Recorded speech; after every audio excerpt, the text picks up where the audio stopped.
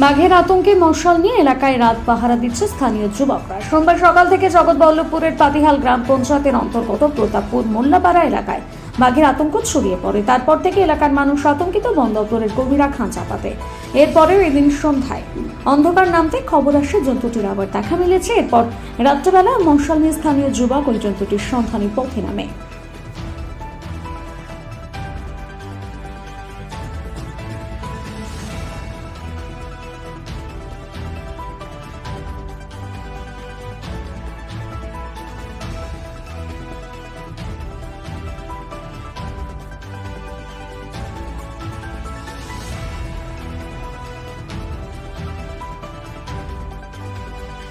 হয়েছিল বলতে প্রতিদিনের মতো সকালবেলায় আমি বাড়ি থেকে উঠে বিরাজ করতে করতে ওখানে এসে বসে আছি।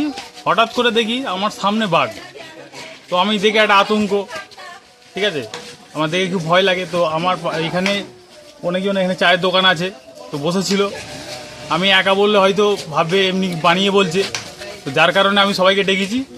ডাকার পরে ওনারাও দেখেছে, মসজিদের ইমাম সাহেব ছিল, আমার চাচা ছিল, তাদেরকেও ডেকেছি, ডেকে সবাই দেখেছে, ঠিক আছে।